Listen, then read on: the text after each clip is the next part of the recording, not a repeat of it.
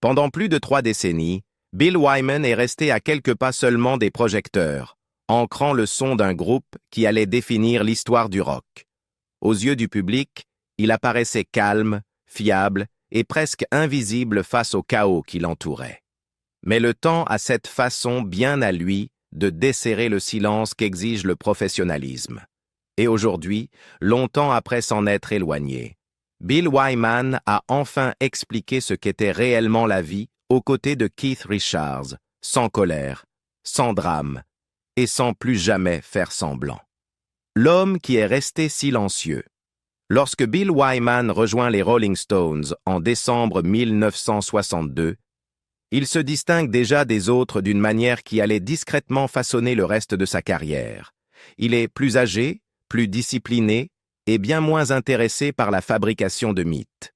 Tandis que Mick Jagger et Keith Richards apprennent encore à transformer la rébellion en identité, Bill arrive avec de l'expérience, du matériel et un sens des responsabilités dont le groupe a désespérément besoin.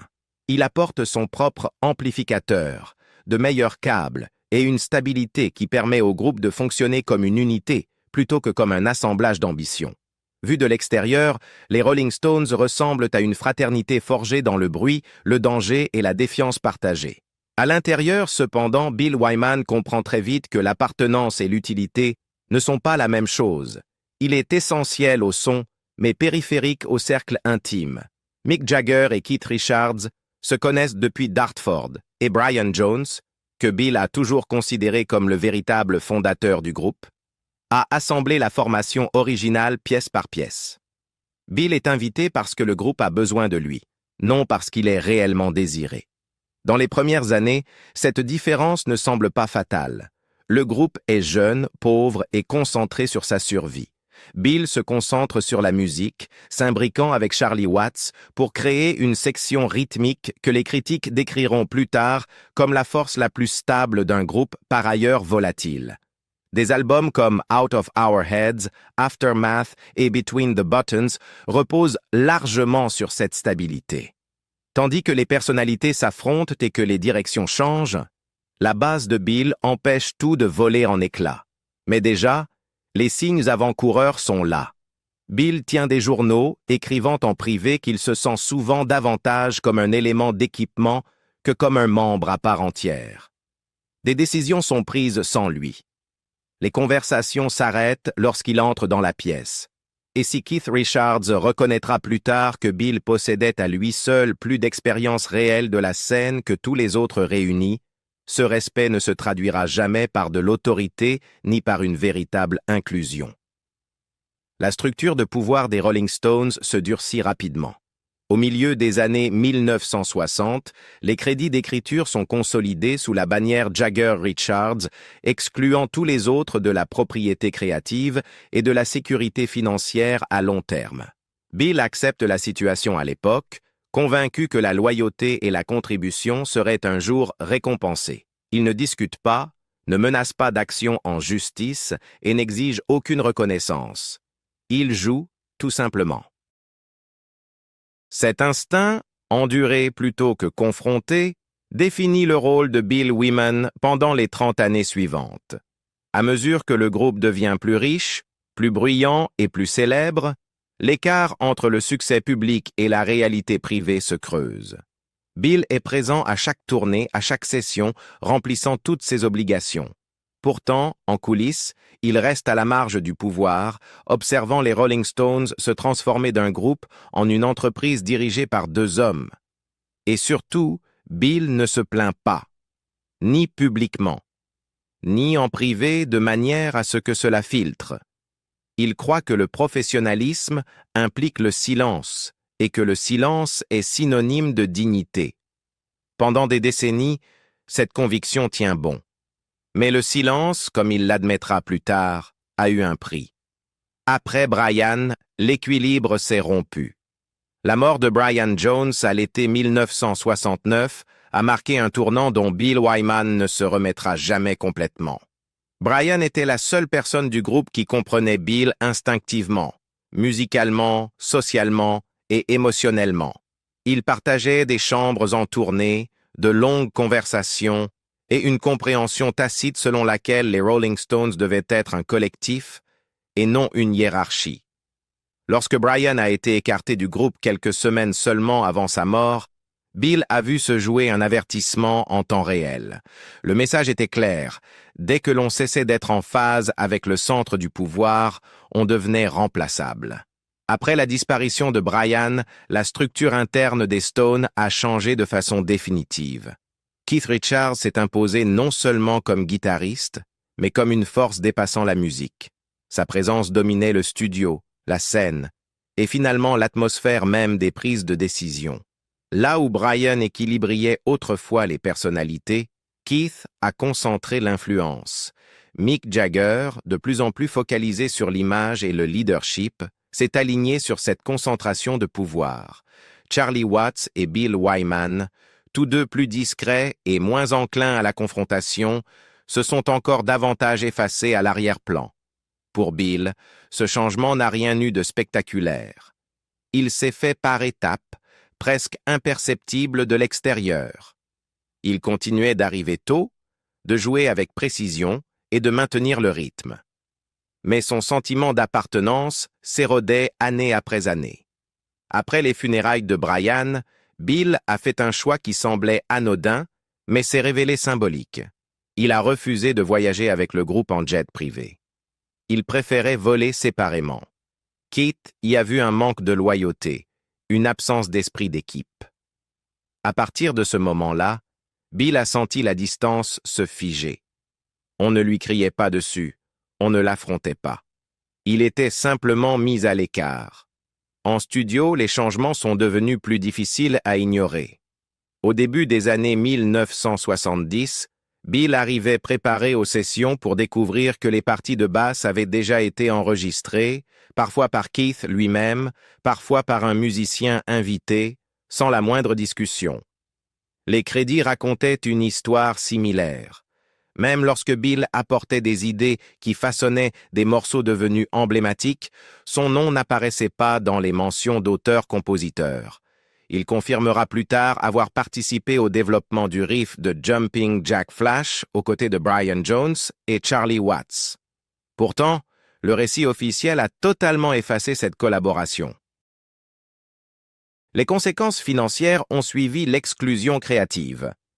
Tandis que les droits d'auteur s'accumulaient pour Mick et Keith, les revenus de Bill dépendaient presque exclusivement des tournées et des cachets de performance. Durant les périodes d'inactivité du groupe, en particulier pendant les conflits internes des années 1980, ses finances se sont effondrées. Lorsque les Stones se sont regroupés pour les tournées de la fin des années 1980, Bill était lourdement endetté. Pendant ce temps, ceux qui contrôlèrent le catalogue restaient à l'abri du risque. Keith Richards, de son côté, semblait ne pas voir, ou ne pas se soucier, de l'impact de ce déséquilibre sur Bill. Pour Keith, les Stones étaient une machine guidée par l'instinct et la survie. La sensibilité était une faiblesse. La structure, quelque chose contre quoi se rebeller, non à partager. Avec le temps, Bill a compris que le problème ne tenait pas à une dispute ou à une insulte isolée. Il s'agissait d'une incompatibilité fondamentale de valeurs. Keith prospérait dans le chaos, la confrontation et la domination. Bill croyait en l'ordre, au respect mutuel et à la contribution silencieuse. Ce qui rendait la situation insupportable n'était pas la cruauté au sens évident du terme, c'était l'érosion. Bill était toujours là, toujours en train de jouer, toujours à maintenir le rythme, mais de plus en plus traité comme s'il était remplaçable, même debout sur scène. Il décrira plus tard ce sentiment comme celui d'être présent mais superflu, inclus seulement en apparence. Cette contradiction l'a usé plus sûrement que ne l'aurait jamais fait un conflit ouvert. À la fin des années 1980, les Rolling Stones se préparaient à l'un des plus grands retours de l'histoire du rock. Pour le public, les tournées Steel Wheels et Urban Jungle semblaient triomphales. Pour Bill Wyman, elle confirmait que son rôle avait été réduit à une simple obligation. On lui remettait des plannings, on lui disait où être, et l'on attendait de lui une performance irréprochable. Mais on ne lui demandait plus de participer aux décisions concernant le son, la production ou l'orientation artistique. Il se sentait comme un invité au sein du groupe qu'il avait contribué à construire. C'est durant cette période que Bill a discrètement décidé de partir. Non par colère, non comme un geste de protestation, mais parce que le coût de rester, émotionnel, financier et personnel, était finalement devenu trop élevé. Argent, pouvoir et humiliation silencieuse. À la fin des années 1980, l'image publique des Rolling Stones évoquait une richesse et un contrôle sans limite. Les stades affichaient complets. Le merchandising envahissait le marché. La marque Rolling Stones semblait indestructible. Mais derrière cette façade, la réalité de Bill Wyman était très éloignée de la mythologie. Pour lui, le problème n'était plus seulement une distance émotionnelle, il était devenu une question de survie financière. Après des années d'inactivité dues aux conflits internes entre Mick Jagger et Keith Richards, le groupe avait pratiquement cessé de gagner de l'argent en tant qu'entité. Pour Mick et Keith, cette pause était gênante mais supportable.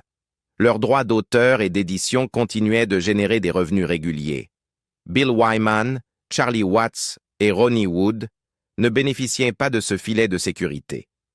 Ils étaient des interprètes rémunérés, non des propriétaires du catalogue qui assuraient le flux financier. Lorsque les Stones se sont reformés pour la période de la tournée Steel Wheels, Bill s'est retrouvé confronté à un découvert bancaire d'environ 200 000 livres. Cette disparité n'était pas théorique. Elle façonnait le quotidien. Ronnie Wood a commencé à vendre des œuvres d'art pour subvenir aux besoins de sa famille. Bill bricolait des hypothèques et s'inquiétait de payer ses factures, tout en montant sur scène devant des dizaines de milliers de fans. Il expliquera plus tard que lorsque certains accusaient les Stones d'avoir quitté la Grande-Bretagne au début des années 1970 par cupidité fiscale, la vérité était bien plus sombre. Le groupe n'avait pas réellement accès à son propre argent. Le manager Alan Klein contrôlait les finances, et lorsque quelqu'un avait besoin de fonds, il devait les demander.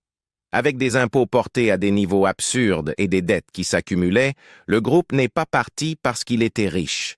Il est parti parce qu'il était pris au piège. Keith Richards n'a jamais eu à vivre avec cette peur. Sa position le protégeait. Celle de Bill, non. Et avec le temps, ce déséquilibre est devenu impossible à ignorer. Bill a compris que la loyauté ne s'était pas traduite en sécurité. 30 années de travail constant ne lui avaient pas valu une place d'égal à égal. Le message était sans équivoque. La contribution n'était pas synonyme de pouvoir, et le pouvoir décidait de tout. L'humiliation n'était pas publique. Elle se produisait silencieusement, par petites touches qui s'accumulaient au fil du temps. Arrivé aux sessions d'enregistrement pour apprendre que la partie de basse avait déjà été faite. Découvrir des changements après coup. Voir des décisions se prendre sans jamais être invité dans la pièce. Dans une interview, Bill a résumé la situation simplement. Il n'était pas exclu. Il n'était jamais invité. L'approche de Keith Richards en matière de contrôle était directe et assumée. Il pensait que les Stones survivaient grâce à l'instinct, pas à la démocratie. S'il fallait faire quelque chose, il le faisait. Si quelqu'un ne suivait pas, il était mis de côté. Pour Keith, ce n'était pas de la cruauté, c'était de la survie. Mais pour Bill, cela ressemblait à un effacement. On l'écartait du processus tout en attendant de lui qu'il en supporte le poids. À la fin des années 1980, Bill avait déjà dit au groupe, en privé, qu'il ne souhaitait pas continuer. Il espérait que les tournées de retour seraient brèves, un dernier chapitre lui permettant de partir discrètement. Au lieu de cela, le succès des tournées a prolongé le cycle dont il cherchait désespérément à s'échapper. Chaque répétition semblait plus lourde. Chaque concert confirmait que la machine ne s'arrêterait jamais tant qu'elle resterait rentable. Ce qui faisait le plus mal n'était pas l'argent en lui-même, mais ce qu'il représentait. Bill était resté loyal à travers le chaos, l'addiction, la mort et l'examen public. Il n'avait jamais embarrassé le groupe, jamais défié publiquement ses dirigeants, jamais exigé de reconnaissance. Pourtant, lorsqu'il s'agissait de respect, un respect réel, structurel, il n'était jamais venu. Keith Richards, intentionnellement ou non, incarnait cette réalité. Il traitait Bill comme fonctionnel, non essentiel, utile, mais pas égal. C'était la vérité que Bill a portée en silence pendant des décennies. Lorsqu'il a dit plus tard qu'il était parti parce qu'il n'en pouvait plus, il ne faisait pas référence à un incident isolé. Il décrivait l'épuisement lent d'être diminué tout en faisant semblant que tout allait bien. Lorsqu'il est finalement parti, la décision n'avait rien de dramatique. Elle était inévitable. La sortie qui n'a jamais été acceptée. Bill Wyman n'a pas quitté les Rolling Stones dans un éclat dramatique. Il n'y a eu ni annonce publique, ni dispute finale, ni adieu émouvant sur scène. En réalité, lorsque Bill a décidé que c'était terminé, le groupe a refusé de le croire. Il leur a confié en privé, vers 1991, qu'il ne souhaitait plus continuer. La réaction a d'abord été l'incrédulité, puis le déni. Pour Mick Jagger et Keith Richards, l'idée qu'une personne puisse volontairement s'éloigner des Rolling Stones, surtout quelqu'un présent depuis le début, était tout simplement inconcevable. Pendant près de 2 ans, la décision de Bill est restée dans une sorte de limbe. Charlie Watts et Mick Jagger l'appelaient, lui demandant s'il avait changé d'avis. Ils l'invitaient à dîner, tentèrent de maintenir la porte ouverte, partant du principe que ce sentiment finirait par passer. Keith Richards, en revanche, a réagi différemment. Ses propos étaient plus tranchants, plus territoriaux. « Personne ne quitte ce groupe à moins d'être dans une boîte en bois », a-t-il déclaré, une remarque qui a pu sembler de l'humour noir pour certains, mais qui portait un message plus profond pour Bill. Pour Keith, les Stones n'étaient pas un travail que l'on abandonne. C'était une identité à laquelle on se soumet. Lorsque le groupe a commencé à planifier sa prochaine grande tournée, au milieu des années 1990, la question n'a plus pu être évitée.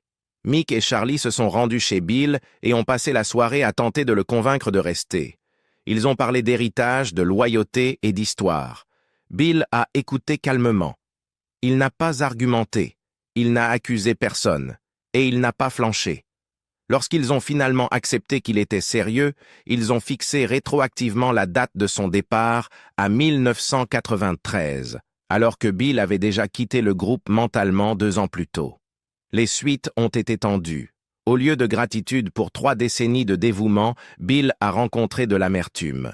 Mick a fait des remarques désinvoltes, suggérant que jouer de la basse était suffisamment simple pour que n'importe qui s'en charge. Keith est resté silencieux publiquement, mais sa position en privé était claire. Bill avait enfreint une règle tacite. Il s'était choisi lui-même plutôt que la machine. Pour Bill, cette réaction n'a fait que confirmer que partir était la bonne décision. Il dira plus tard qu'il aurait dû s'en aller plus tôt. La pression était devenue insupportable, pas seulement les attentes liées au succès, mais le coût émotionnel de rester dans un environnement où il se sentait diminué. Les tournées avec les Stones exigeaient des mois de répétition pour des morceaux joués depuis des décennies. Chaque cycle reproduisait les mêmes exigences, la même hiérarchie, les mêmes exclusions. Ce qui a rendu la décision définitive n'était pas la colère, mais la lucidité. Bill a compris que continuer signifiait sacrifier le reste de sa vie à quelque chose qui ne le respectait plus. Il avait d'autres centres d'intérêt, l'écriture, la photographie, l'archéologie, le travail caritatif, qui attendait en silence tandis que les Stones consumaient son temps et son énergie. Pour la première fois de sa vie adulte, il s'est autorisé à imaginer un avenir qui ne serait pas défini par le rythme de quelqu'un d'autre. Keith Richards, de son côté, a interprété le départ de Bill comme quelque chose d'incompréhensible. De son point de vue, l'endurance était la preuve de la loyauté. La souffrance faisait partie du lien. Partir calmement, sans conflit public ni mise en scène, lui a semblé être un rejet du code selon lequel il vivait. La retenue de Bill, son refus de se battre, d'expliquer, de se justifier, a peut-être irrité Keith plus que n'importe quelle accusation n'aurait pu le faire. Des années plus tard, Bill admettra quelque chose qui a surpris les fans de longue date. Il a dit ne nourrir aucune rancœur envers Keith Richards, mais n'avoir aucune envie de passer du temps avec lui. Ils étaient simplement incompatibles. Nous venons de mondes différents, a-t-il expliqué. Ils échangeaient encore des cadeaux de Noël. Ils restèrent polis. Mais la relation n'a jamais été réparée parce qu'en vérité, elle n'avait jamais vraiment existé comme un partenariat d'égal à égal. Bill n'est pas parti pour faire une déclaration. Il est parti pour survivre. Et une fois qu'il était parti, il n'a jamais regretté d'être resté à l'écart. La phrase qui a mis fin au prétexte. Pendant plus de 30 ans après avoir quitté les Rolling Stones, Bill Wyman a évité de faire une chose que beaucoup attendèrent de lui. Il n'a pas attaqué Keith Richards. Il n'a pas réécrit le passé pour se présenter comme une victime. Et il n'a pas cherché à gagner la sympathie du public en révélant des griefs privés. Il a choisi une voie plus discrète, une voix qui frustrait les fans, conscient qu'il y avait quelque chose de plus sous la surface, sans jamais réussir à lui faire dire clairement. Ce silence a pris fin discrètement, presque par accident. À la fin de l'année 2024, Bill Wyman est apparu lors d'un petit événement, largement non médiatisé, lié à la réédition de ses mémoires Stone Alone. Il n'y avait aucune mise en scène dramatique, aucune annonce laissant entendre qu'il allait révéler quoi que ce soit de nouveau. Mais lorsqu'on lui a posé directement une question sur Keith Richards, Bill n'a pas esquivé comme il l'avait fait pendant des décennies. Il n'a pas répondu par un sourire. Il n'a pas adouci la vérité pour ménager qui que ce soit. Sa réponse a été brève, calme et sans équivoque. Nous ne nous sommes jamais vraiment entendus. Je n'ai aucune rancœur, mais je ne peux plus faire semblant. Nous venons de mondes différents. Pour beaucoup, cette seule phrase a eu plus d'impact que n'importe quelle accusation pleine de colère. Parce que Bill Wyman ne parlait pas par amertume. Il parlait depuis la distance. Le genre de distance qui ne se forme qu'après des années à essayer, à endurer, puis à finalement lâcher prise. Dans des interviews ultérieures, Bill a précisé juste ce qu'il fallait pour expliquer le sens de cette phrase. Il a indiqué que, bien qu'ils échangent encore des cadeaux et maintiennent des relations polies, il n'avait jamais vraiment eu envie de revoir Keith. Non par haine, mais parce qu'être en sa présence exigeait un effort émotionnel que Bill ne souhaitait plus fournir. Partager une scène pendant 30 ans ne signifiait pas partager les mêmes valeurs, le même tempérament ou un respect mutuel. Ce que Bill a finalement admis, ce n'était pas que Keith Richards avait été cruel de manière évidente. C'était quelque chose de plus troublant. Keith l'a diminué silencieusement, constamment, par l'exclusion plutôt que par la confrontation, par le contrôle plutôt que par le dialogue. Bill n'a pas été écarté dans un éclat de conflit. Il a été lentement réduit à quelqu'un qui existait pour remplir une fonction et non pour façonner le groupe qu'il avait aidé à construire. Avec le recul, Bill a résumé son départ de la manière la plus simple possible. Il n'est pas parti à cause de l'âge, il n'est pas parti pour poursuivre une carrière solo, et il n'est pas parti parce qu'il n'aimait plus la musique. Il est parti parce qu'il ne pouvait plus tolérer la manière dont il était traité, et parce que rester aurait exigé qu'il continue à se mentir à lui-même. Cette vérité a aussi redéfini les Rolling Stones eux-mêmes. La tension légendaire du groupe, ce tranchant dangereux qui nourrissait leur grandeur, avait toujours eu un prix. Brian Jones l'a payé par son isolement et sa vie. Bill Wyman l'a payé par des décennies d'effacement silencieux. Même Mick Jagger et Keith Richards l'ont payé à leur manière, enfermés dans des cycles de lutte de pouvoir qui ont failli détruire le groupe à plus d'une reprise. Lorsque Bill a finalement parlé, Keith Richards n'a offert aucune réponse publique. Mick Jagger non plus, pas plus que Ronnie Wood. Peut-être n'y avait-il plus rien à contester. Bill ne demandait plus de reconnaissance, ni d'excuses, ni de réconciliation. Il se contentait de nommer une réalité qui avait toujours existé. Au final, Bill Wyman n'avait plus besoin de remonter sur scène pour prouver sa valeur. Son héritage vivait dans la musique, les archives, le rythme qui a tenu le chaos ensemble pendant 3 décennies. Ce qu'il a repris en parlant, ce n'était pas la vengeance, mais la propriété de sa propre histoire. Et parfois, c'est la vérité la plus difficile de toutes. Pensez-vous que Bill Wyman a eu raison de garder le silence aussi longtemps? Ou aurait-il dû parler plus tôt? Quitter les Rolling Stones était-ce un acte de faiblesse? Ou la seule façon pour lui de se protéger? Dites-nous ce que vous en pensez dans les commentaires, et si vous avez trouvé cette histoire digne d'être racontée, n'oubliez pas de liker, partager et vous abonner pour découvrir d'autres plongées en profondeur dans les vérités qui se cachent derrière les légendes de la musique.